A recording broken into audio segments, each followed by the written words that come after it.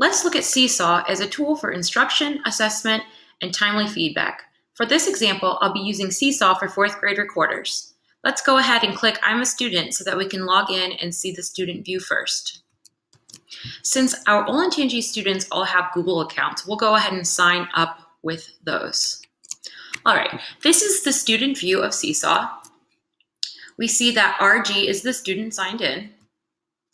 In Mr. Vu's class, there are 3 components that are important: the inbox, the activities, and the journal.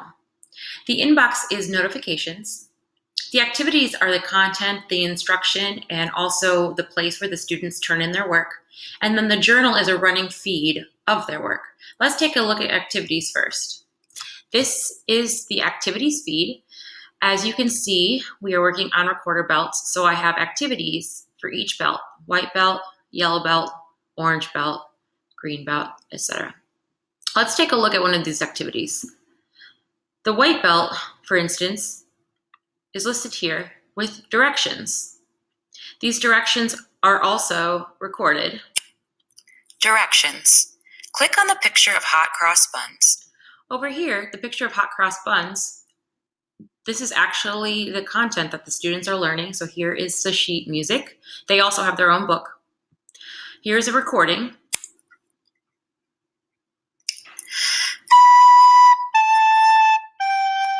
And finally, I have attached the fingering chart and the note names just for quick reference. The students can use all 3 of these resources to practice their song.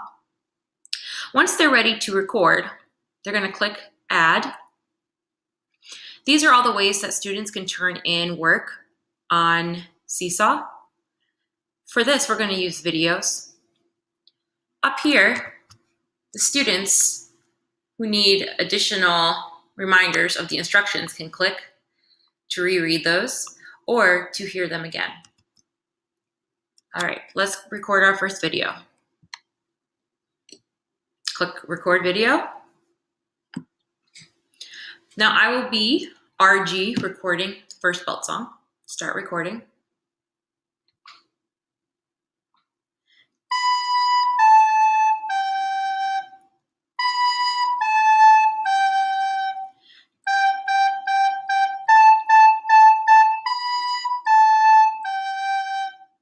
Click finish recording.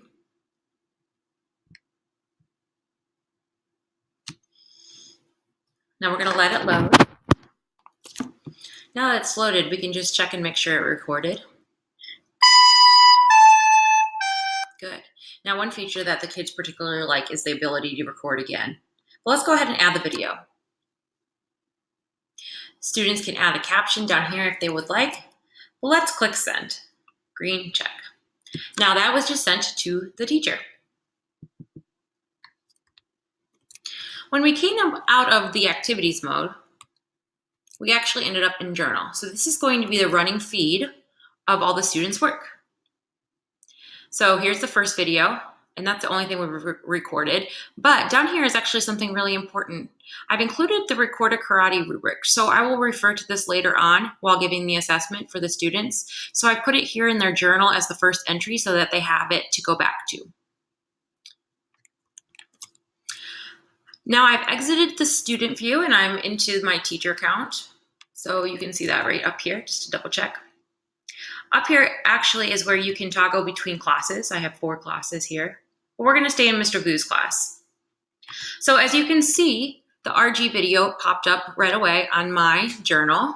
The teacher also has journal, activities, inbox, skills, and blog. I'm gonna go ahead and start just right on this observation of this recording.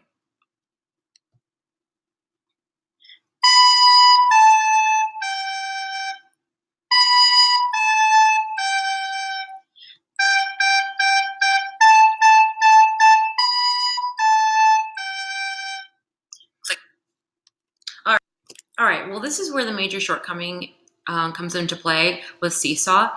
I would like to be able to just scroll down and circle on the student's rubric. However, it's not really it's timely to do that because I have to input the rubric separately for each student. So therefore, I'm just going to put a master copy paste rubric and verbally place the performance onto the rubric. I'll give that feedback to the student. Now here's a couple different things you can do. You can not do the rubric, you could just enter comments below. So, great job on technique. Keeping the melody. However, I would like to keep things more consistent and clear for the students. So instead of posting this, I'm going to refer down to the rubric and I'm going to make a recording message to them.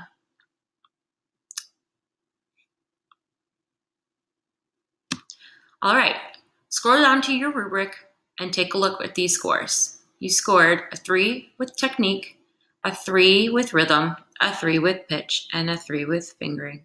Congratulations. I'm gonna then just post that audio to their video, and because the rubric says they can earn their belt if they received an 11 or higher, then the student just knows that that's what they achieved. So then there you go. Now, the one other thing that's going to help me keep track of all these videos is something very simple right here. It's called the tasks, this task or skills. Okay, I'm going to click that and I'm just going to click what belt it was, the white belt. That tells me later on that RG earned her white belt, and it's going to actually chart the entire class. So I'll show you what that looks like.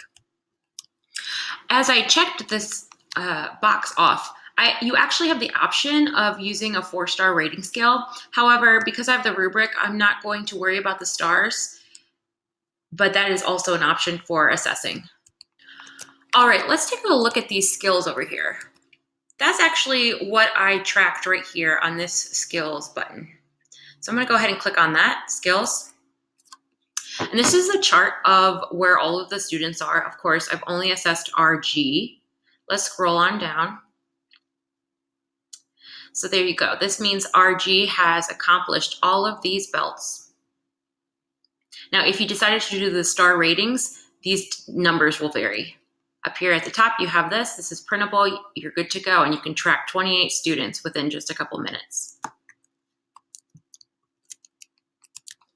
Here we are back on the activities page of the teacher website.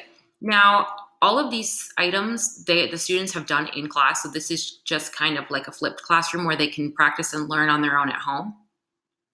But you can use these activities for multiple instruments or different ways. So let's go ahead in on this green cross here, and I'll show you where everything is stored. So this is the library. Right here, you have a tab for actually a universal library where teachers have placed other activities and you can copy paste those. Here's my library. Let's click on that. That's where our activities will be stored. As you can see, I have a handful of activities ready to go. I can copy paste those into any class or all classes at the same time. I also have a couple other things started where the activity is note naming for the kids, depending on which belt we're studying at the time. And there's also a feature to make collections, although if I'm only using this for a recorder, that might just be the only thing that I use. All right, I've reset this assessment, and let's say RG needs some work, because more often than not, the students fall all the way across the rubric. So let's just say she struggled with several of these. So the feedback options, again, are just the comments. You could add the comments to a recording. I'm gonna, again, go ahead with the rubric. You scored a 3 in technique, a 2 in rhythm, a 2 in pitch, and a 3 in fingering. So double check the rhythm and pitch. Is there anything that you can see that you need to fix on rhythm or pitch?